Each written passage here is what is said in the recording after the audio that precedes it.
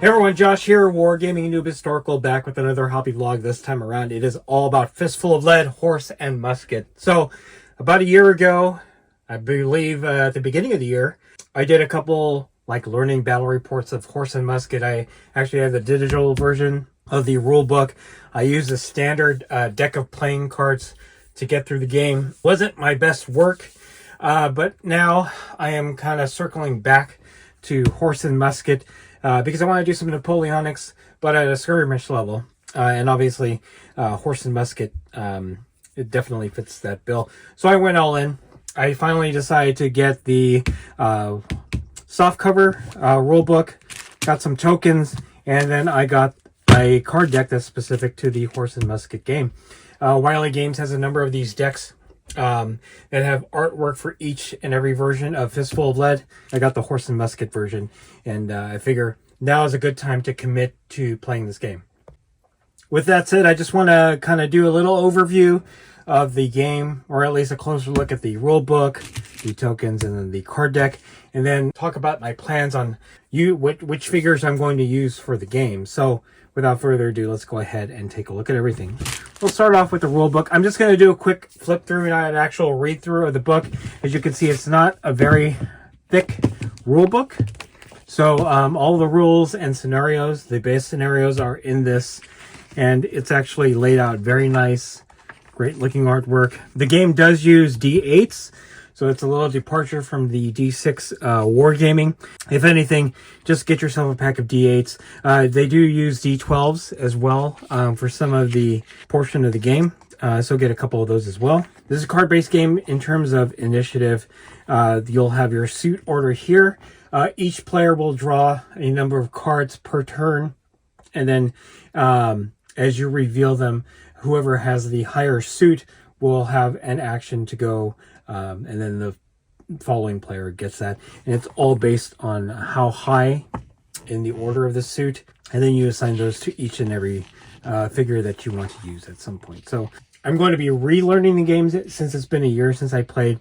I am going to make mistakes once I get through it, but obviously having this handy, this rulebook handy, will make it a lot easier.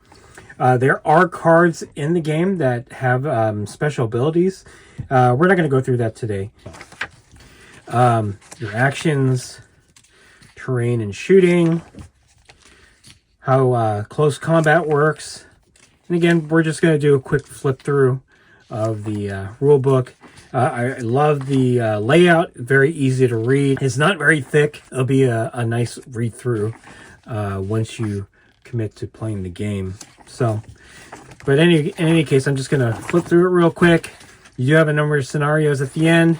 You can purchase one-off scenarios for Horse and Musket at the Wiley Games website. I'm going to link all of that below. And that's pretty much the game. Again, the portion of the book that has the rules is not very long. And then the rest of the book has scenarios for you to play. This does use the Fistful of Lead rule set at its base. And then, of course, it is geared towards the black powder era of warfare. All right. So, got some MDF tokens here. I'm just going to open these up. I actually purchased this not long after I did the initial playthroughs. I'm just going to bring up a couple of these. Tokens are nice to have. If anything, I may get another set of these MDF tokens. You can paint them, or you can just leave them as is. But yeah, that's pretty much it for the tokens. The cool thing is the deck. So, nice little slip cover. I'm going to zoom in just a little bit here.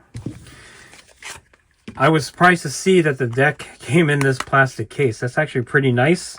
I wasn't expecting that, so that's fantastic. You have a little organizer to keep it together. I'm going to bring the deck out so we can look at the artwork. All right. So, Fistful of Lead, Horse and Musket. All the other games from Wiley Games actually has a deck associated. You could get a standard deck, but again, because some of the cards have specific abilities, it's probably easier to have it. It's printed on the card itself. You can either buy the deck specific to the game that you want to play, or you can get the generic deck that they have. You can also purchase the print and play version of the deck. So if you didn't want to go all out and get a pre-printed version, you can print one your own and then put it in card sleeve. So, all right. Some of the artwork. Those are the Jokers. There's your King. I love the artwork. And again, it's very specific to Horse and Musket. So Queen of Spades here has Recover from Shaken. So when you draw this card, you can do that. This Queen of Heart is Recover from Wound. This Jack of Spades is +1 to shooting, so that's cool. Jack of Hearts, +1 to shooting as well. The Jack of Diamonds, +1 to close combat. Same thing with this one, +1 to close combat. And again, nice detail, nice artwork on the card. So that's pretty much your deck of cards. Again, some of the suited cards. Some of the cards have abilities. In fact, I missed this right here. The King of Spades goes first. So again, all right. So that is the deck. Now I want to talk about figures, miniatures. As with all Napoleonics, usually multi-based for mass battle. As a skirmish game, you'll need to base your figures individually. So either that means you're double dipping into box kits from Warlord or Perry or any other manufacturer, Napoleonics or Black Powder era miniatures, or you're going to leech off extras from those kits. Because again, some of the kits, like for Victrix, give you just enough to have extra. You can use those as spares. Also, if you were doing skirmishers for Black Powder, any of the Napoleonic Wargame, and you're individually basing those skirmishers, you could use those figures. I did that with the Wargames Atlantic Rifleman, British Rifleman, and a box of Warlord, like it's earlier Napoleonic, earlier than Waterloo Napoleonic kit, the infantry kit. But I have found that the two new kits from Warlord for Black Powder, Vive l'Empereur, and Over the Hills and Far Away might be a good way to get individual characters that have a uniqueness to their modeling. Because these two kits absolutely have each and every individual soldier from the battalion as a unique character. So let's look at the Over the Hills. And we'll zoom in. Each one is named, and each one is unique, as you can see. So initially, I was going to use both of these sets as battalions for Black Powder, but I'm thinking that I'm going to take these two kits and use them for Horse and Musket. I have there's quite a few individual characters in both of these sets that I'll never have to use the same miniatures more than a few times all at once.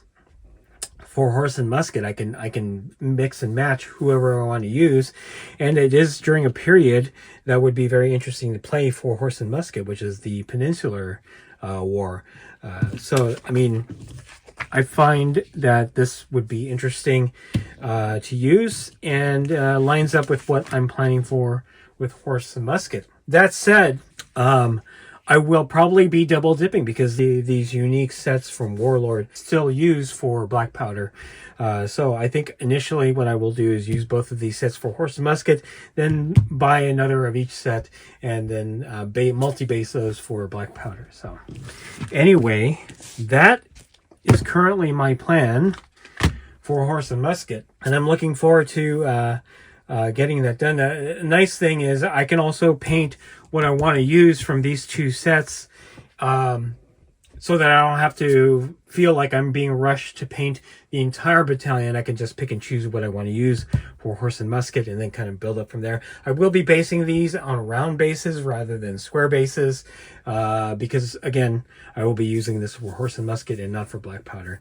And then once I circle back and buy these two kits again, then I'll actually have them for a black powder. But in any case, that is it.